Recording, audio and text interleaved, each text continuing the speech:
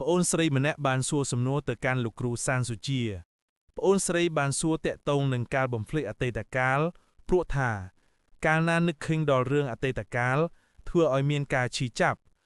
ដូច្នេះសូមស្ដាប់សំណួរលម្អិតជំរាបលោកគ្រូនាងខ្ញុំឈ្មោះហ៊ីខាម៉ៃនៅភូមិកັບត្រុកឃុំដំរីស្លាប់ស្រុកកំពង់ស្វាយខេត្តកំពង់ធំដែលមកពីសាលាវិទ្យាល័យហ៊ុនសានចំណាលើថ្ងៃនេះខ្ញុំមានសំណួរចង់ជម្រាបទៅលោកគ្រូថាតើយើងធ្វើដូចម្ដេចដើម្បីបំភ្លេចអតីតកាលដែលវាកន្លងហួសទៅហើយពីព្រោះនៅពេលដែលយើងគិតវាធ្វើឲ្យយើងឈឺចាប់សោកសៅនិងមានសម្ពាធផ្លូវចិត្តដោយសារតែការគិតនឹងធ្វើឲ្យរារាំងដល់ការសិក្សារបស់យើងពីព្រោះរឿងខ្លះវាពិបាកនិយាយចេញមកក្រៅនិងបានត្រឹមលាក់ទុកក្នុងចិត្តអតីតសង្សារមែនអត់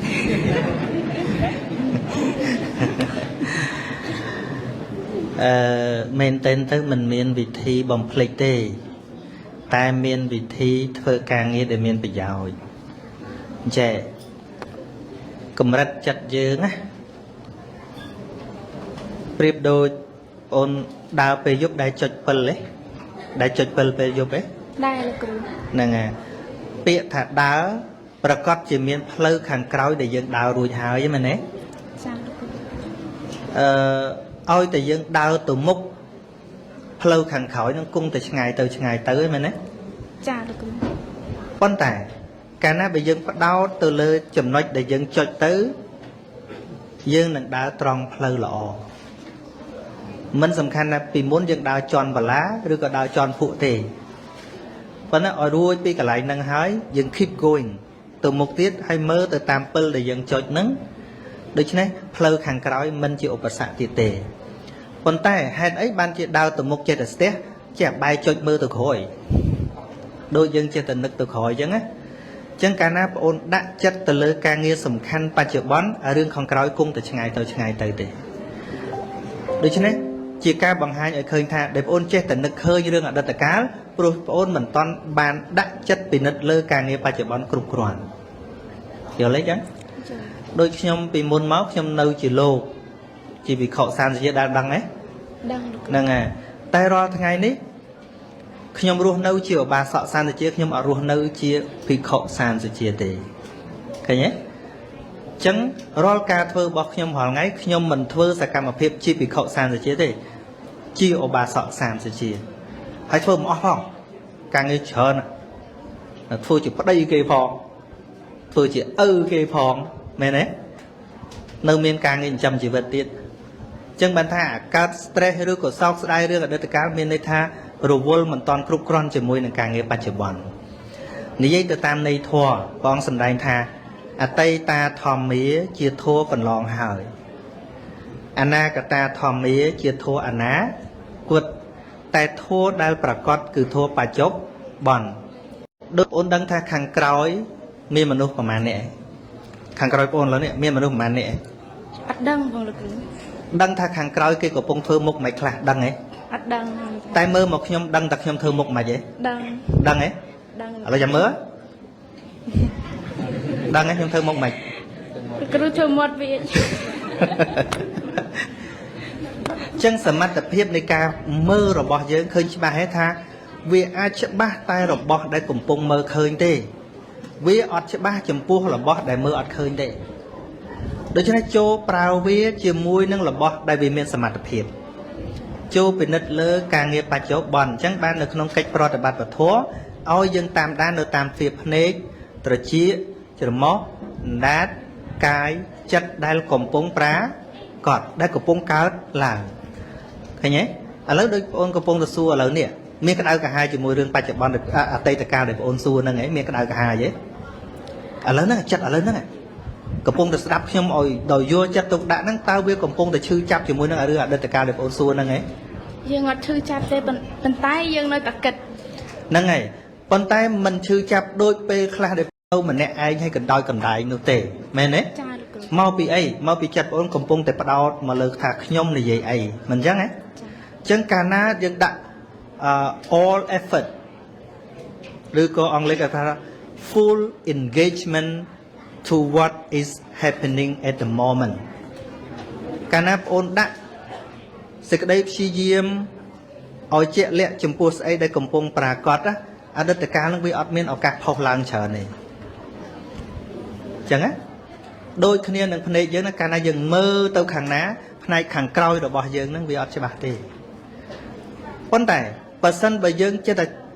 គិតថាខាងក្រោយនោះមានអីប្រកាសណាស់ថាខាងមុខនឹងយើងភ្លេចមើលហើយមិនអញ្ចឹងណាឥឡូវដូចបងអូនអានសភៅកាលណាអានទៅមុខទៅមិនមែនចាំទាំងអស់ហើយមែនទេចិត្តហ្នឹងវាមកតាមដានអក្សរថ្មីរហូតមិនអញ្ចឹងហ៎អញ្ចឹងអាប្រហែលទំព័រហ្នឹងអាចទៅបាត់អស់ខ្លះហើយដូចគ្នា keep going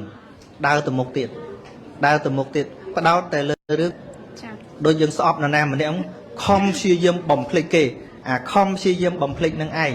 ឈ្មោះថាមិនអនុញ្ញាតឲ្យគេទៅណាចេញពីខួរក្បាលរបស់យើងទេតែបើយើងបំពេញតែរឿងថ្មីរហូតដូចទឹកចឹងដែលឃើញទឹកជ្រោះដែលហូរកាលណាវាហូរថ្មីចុះមកអាចាស់គង់ទៅដោយឯងមិនចឹងហ៎ហ្នឹងហើយកុំព្យាយាមបំភ្លេចទី1ឲ្យឃើញថាអ្វីដែលកើតឡើងពីមុនសិតតែសមទាំងអស់យើងស្ដាយមកពីយើងគិតថាមិនសមចឹងសោះមែនទេចឹងមែនទេចា៎មិនសមចឹងសោះឧទាហរណ៍ថាជួបឪពុកម្ដាយមកពុកម្ដាយនឹងឆ្លោះគ្នាចេះចោះធ្វើឲ្យយើងមានវិបត្តិក្នុងគ្រួសារអីចេះចោះហើយយើងទៅប្រៀបផ្ទឹមមួយគ្រួសារអ្នកដទៃតែមិនសមឲ្យយើងម៉ែយើងចេះចោះអត់ទេចឹងបងប្អូនត្រូវសិក្សាបន្ថែមទៀតថាអ្វីកើតឡើងសុទ្ធតែសមទាំងអស់មានលឺគេជេរខ្ញុំទេហ្នឹងហើយ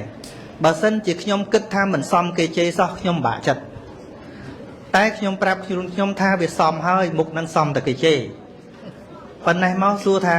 ខ្ញុំបាក់ចិត្តទេអត់បាក់ទេអត់បាក់ចុះបើវាសមទៅហើយហ្នឹងហើយចឹងជេរថែមទៀតក៏មិនអីដែរឃើញអត់តែបើយើងទន្ទឹងថាថ្ងៃណាគេឈប់ជេរអញឬក៏ចេះតែល្អូថាអញមានធ្វើអីខុសផងមិនក៏គេជេរម៉េះអាហ្នឹងឯងសិតតែជាហេតុនាំឲ្យយើងខ្វល់ចិត្តពាក្យរបស់ជាតិលីទូកុនចិនមួយគាត់ថាជួនកាលគាត់គ្រាន់តែព្រមជាមួយនឹងអ្វីដែលប្រជាជននិយាយទៅយូរទៅគេឈប់និយាយទៅឲ្យគេនិយាយទៅមានអាណាដែលនិយាយចេះហត់មែនអត់មែនទេចឹងមែនទេមែនលោកគ្រូប៉ុន្តែខ្ញុំនិយាយប៉ុណ្ណឹងគ្រាន់តែជាហេតុផលគិតទេណាបើប្អូនមានឱកាសសិក្សាពីចិត្តរបស់ប្អូនហ្នឹងទើបដឹងកលឹះចេញដោយល្អទោះបីថ្ងៃក្រោយជាពាក្យផ្ដាំរបស់ខ្ញុំពេលនេះប្អូនមិនតាន់បានរៀនក៏ដោយទោះបីរៀនចប់បាក់ឌុបទៅរៀនមានចំណេះមានជំនាញយ៉ាងណាក៏ដោយនៅក្នុងโลกនេះគ្មានឧបាយក្នុងការអប់រំផ្លូវចិត្តឲ្យប្រសើរឡើងជាងមេគាពធទេបើប្អូនពិតជាស្រឡាញ់ខ្លួនមែនកុំភ្លេចរៀនមេរៀនចិត្តដើម្បីថ្នាក់ថ្នមចិត្តរបស់យើងឲ្យមានសេចក្តីសុខហ្នឹងហើយបើសិនជាវិជាខាងក្រៅនេះមានសេចក្តីសុខពិតនេះលោកដុកទ័រនេះមិនមករៀនធម៌ទេនេះជាប់ដុកទ័រទាំងពីរនេះទីបំផុតកាលពីមុនគាត់ថាចង់សុបាយដើរតែបាញ់សត្វទេបាញ់កភ្លើងបាញ់ត្រង់ពីនេះហ្នឹងគាត់ថាសុបាយដើរជួលមន់ហ្នឹងហើយក្រៅពីម៉ោងធ្វើពេទ្យដើរជួលមន់ដើរបាញ់សត្វវាគិតទៅលយហ្នឹងណាលយកាលហ្នឹងលយអូលយ